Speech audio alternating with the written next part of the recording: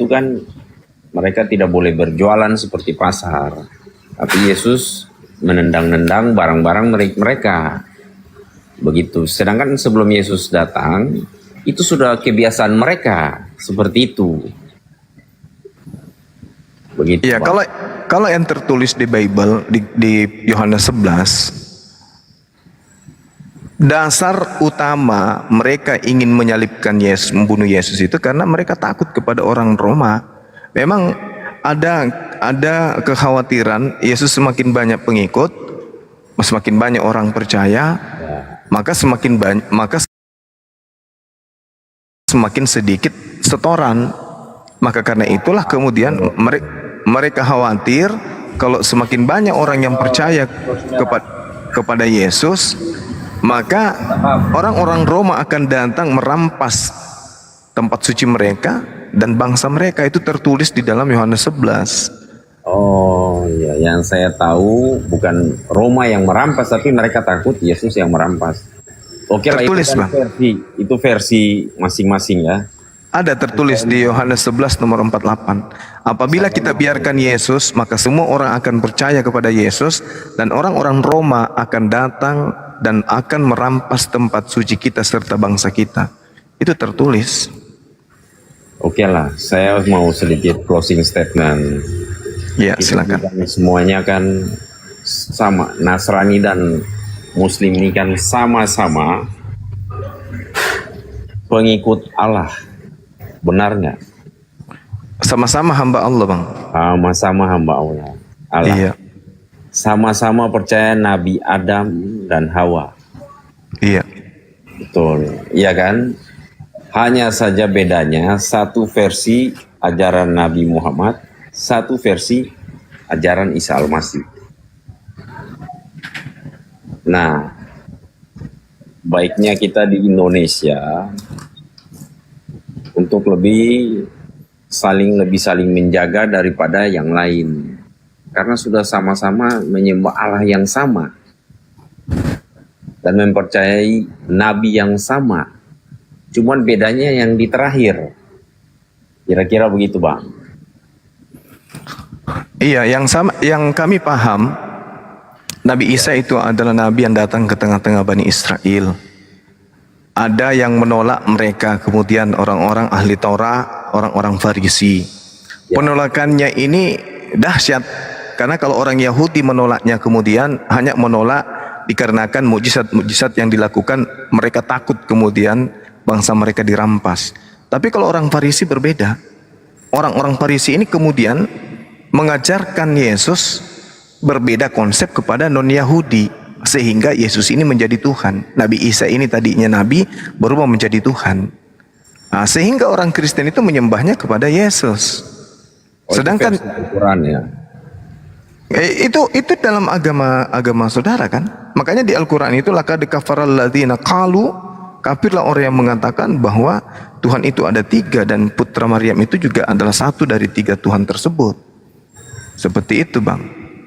Makanya kalau 3 dalam 1 itu begini, Bang. Jadi sebenarnya 1 itu Allah.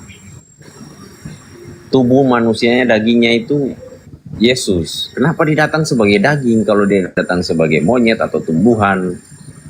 Kan orang nggak percaya.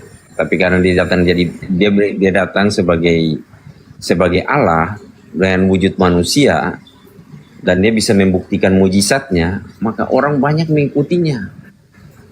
Coba hari ini abang bisa menyembuhkan orang, pasti satu Indonesia itu datang minta abang untuk menyembuhkan mereka, kira-kira begitu. Nah, itu yang dilakukan Yesus saat itu, karena manusia mempercayai rupa, Tuhan mempercayai hati. Jadi kira-kira memang 3 dalam 1 itu seperti itu. Rohnya tuh roh Allah, tubuhnya manusia, tapi dia ini kan utusan Allah. Jadi 3 dalam 1. Kalau dia sudah naik ke surga, Yesus itu hanya sebagai pengajar. Dia sudah tunggal satu Allah, bukan lagi Tritunggal. Ya itu konsep Kristen, dan itu tidak pernah diajarkan oleh Yesus, Bang. Yesus itu mengajarkan hidup kekal itu mengenal satu Tuhan dan mengenal dirinya hanya sebagai utusan. Lebih daripada itu di luar dirinya. Makanya Yesus mengatakan, waspadalah kepada oknum yang nyamar-nyamar sebagai pengikut, tapi sesungguhnya mereka itu bukan pengikut. Tapi kalau abang sempat bilang Paulus itu asal ngarang atau Matius, Markus, mereka tidak ngarang karena mereka itu murid yang jadi saksi dan menulis apa yang terjadi pada mereka dan Yesus sampai Yesus itu terangkat ke surga. Begitu, Bang. Kalau kita melihat sejauh kita belajar, tidak ada satupun penulis Bible perjanjian lama, perjanjian baru itu pernah bertemu Yesus. Tidak ada. Termasuk Paulus ngaku sendiri. Matius bukan murid Yesus. Kitab Yohanes juga bukan ditulis oleh murid Yesus. Begitu juga Lukas, Markus, tidak ada. Cuman mereka menuliskan berdasarkan hasil penyelidikan mereka. Tapi mereka bukan penerima firman dari Yesus. Mereka mengambil data dari murid Yesus. Ya, mengambil waktu dia naik ke surga kan dia bilang beritakanlah ini ke seluruh dunia. Mengambil data dari kesaksian-kesaksian. Tapi Ya. kesaksian-kesaksian ini kita tidak tahu siapa saksinya. Matius, Markus, Lukas, Yohanes itu. Ya, sama kira-kira dengan Nabi kan juga begitu. Yang nulis kan sahabat Nabi, kisah-kisahnya. Iya, tapi atas perintah Nabi sendiri. Ya sama, Nabi Isa Al-Masih pun juga begitu, atas perintah. Sebarkanlah ini ke seluruh dunia. Maksud saya gini, Nabi Muhammad SAW itu memerintahkan kemudian kepada muridnya yang hidup sesama dengan dia untuk menulis dan menghafalkan. Nah, sedangkan seperti misalnya Lukas tidak pernah dapat perintah untuk menulis. Bahkan Lukas sendiri mengakui bahwa hasil tulisannya itu adalah hasil penelitian. Itu abang baca di mana? Lukas 1 nomor 1 sampai nomor 3 sampai nomor 4. Bahkan tulisannya itu dituliskan untuk satu orang saja bernama Theophilus, bukan dituliskan untuk orang banyak. Sama seperti Paulus, semua surat Paulus itu diperuntukkan kepada orang-orang oknum-oknum tertentu, bukan kepada orang banyak, oknum tertentu. Semua suratnya itu hanya tertuju kepada oknum-oknum tertentu. Contoh misalnya Efesus 1 kalau kita baca, dari Paulus Rasul Kristus Yesus oleh kehendak Tuhan kepada orang-orang kudus di Efesus. Nah, ini untuk orang di Efesus. Sementara Efesus itu kan adanya di pantai barat negara tepi laut Aegea. Jadi letaknya itu di daerah Turki. Nah, Paulus menulis surat Efesus ini untuk orang yang ada di Turki sana, kepada orang-orang kudus di Efesus, orang-orang percaya dalam Kristus. Kasih karunia dan damai sejahtera dari Tuhan Bapa dan dari Tuhan Yesus menyertai kamu. Ya. Begitu semua suratnya, Bang. Kalau Kolose, misalnya Kolose 1, dari Paulus Rasul Kristus Yesus oleh kehendak Tuhan, dan Timotius saudara kita, kepada saudara-saudaraku yang kudus dan yang percaya dalam Kristus di Kolose. Nah, Kolose itu di mana? Kolose itu letaknya ada di daerah pinggir sungai Efrat, adanya di Efesus sana.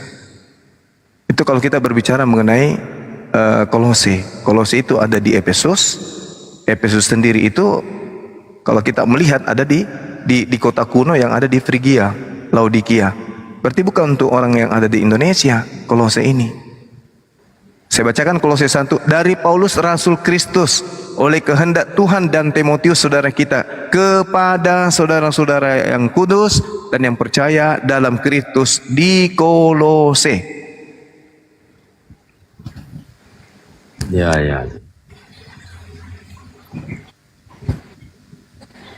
Ya, ini suratnya orang ini diambil oleh Vatikan, disahkan menjadi kitab suci, lalu disebarkan ke seluruh dunia. Padahal ini surat khusus untuk orang yang ada di Kolose sana, yang ada di Efesus. Ya, ya, ya. Jadi tugas abang sebagai apologet Muslim seperti apa? Ya, tugas saya itu kan, teman Kristen kan agamanya itu agama syiar, Bang. Kristen itu agama syiar, tidak seperti Hindu, Buddha, Yahudi. Yahudi untuk kalangan Yahudi saja, Hindu untuk kalangan Hindu, Buddha untuk kalangan Buddha. Tapi kalau berbicara mengenai Kristen, Kristen ini adalah agama yang diperintahkan untuk disebarkan kepada siapapun. Maka kami sebagai umat Islam yang juga agama syiar, tampil juga untuk menyampaikan kebenaran itu. Perspektif kebenaran versi Islam itu begini, Kristen juga muncul dengan perspektif kebenaran menurut Kristen. Nah, kita adu secara ilmiah, secara akademik, secara kitab. Boleh. Seperti itu, Bang, adanya. Supaya nanti orang-orang yang memilih dan memilah menentukan, oh, agama saya benar, agama saya sudah benar, dan seterusnya, kan gitu. Tapi harus secara ini ya, maksudnya Bang Suma sebagai seorang pimpinan, bukan pimpinan lah, salah satu orang yang berpengaruh dalam apologet Muslim, baiknya tidak ke ini apa, sampai seperti ya, seperti ya ini, karena ini Nasrani halal darahnya. Oh, enggak sampai segitu, Bang. Jangan sampai segitu yang seperti ayo jihad lawan begini-begini. Oh, enggak. Sama satu Allah yang sama. Islam itu tidak begitu, Bang. Islam itu angkat pedang pada saat Islam itu diperangi. Islam tidak pernah memulai perang, tapi Islam itu agama jihad. Kalau Islam itu bukan agama jihad, Indonesia tidak menang. Alhamdulillah Islam itu jihad. Apa jihad itu? Memperjuangkan hak kebenaran. Katakan hak yang hak, batil batil.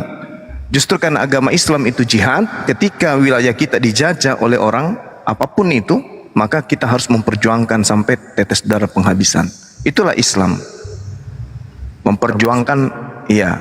Tapi Gimana? beda ya kalau sampai, tapi dengan debat baiknya tidak seperti itulah. Ya tergantung, Bang. Debat, ya. Ya, kalau saudara saya yang Kristen datang kayak abang ini, berdosa saya kalau saya kasar.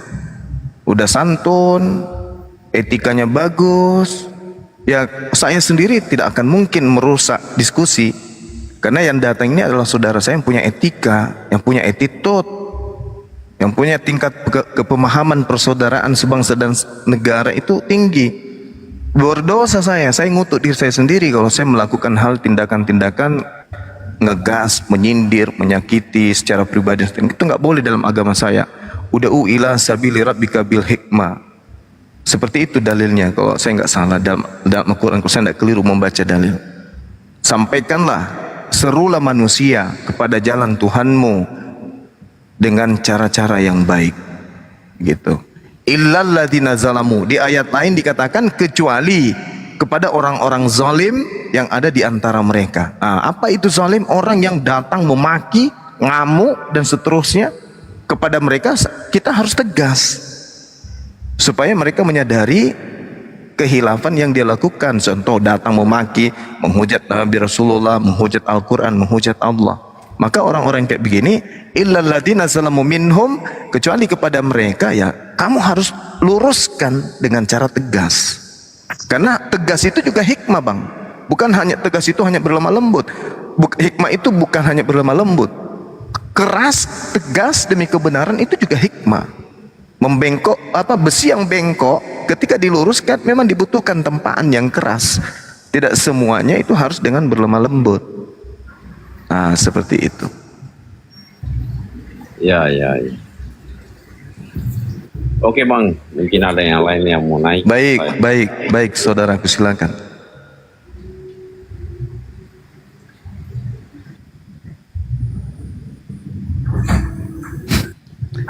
Yang dibawa keras dan lama, salah tafsir juga ini yang ngapa jadinya keras dan lama. Bu Rasmi sudah nggak ada, ngapain ngomong kayak gitu di bawah? mungkin waktunya kali Bang keras dan terlalu lama gitu. Ternyata Oh. diskusinya begitu. Iya, iya. Saya masih terbawa-bawa pikirannya ke Bu Rasmi tadi. Udah Bang, bikin bubur kacang hijau aja Bang, besok dimakan. Aku sapa lah dulu ini Bang. User, selamat malam. Kenapa sih nggak mau pakai nama User? User, selamat malam. Agama apa? Ser. Aduh Ser. Yuk teman-teman yang agama Kristen yang mau diskusi silakan naik, minta permintaan. Yang mau disahadatkan silakan naik. Yang merasa ilmunya tinggi silakan naik. Yang pendeta silakan naik. Ser. Malah kabur. Ayo pasien selanjutnya silakan naik. Berarti kembali lagi ke tadi ya Bang, Rasmi itu ya Bang. Ternyata enak juga di Kristen itu Bang. Wah, lakukan aja kejahatan. Kan dosanya udah ditebus sama Tuhannya. Ya kan Ya Bang? kan, 1 Yohanes 2, anak-anakku, hal-hal ini kutuliskan kepadamu supaya kamu jangan berbuat dosa.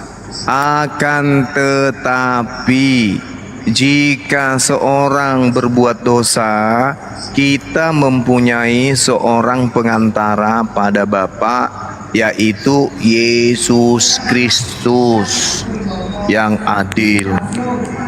Itu. Jadi anak-anak Theos ini ya tenang aja, mau lakukan apa saja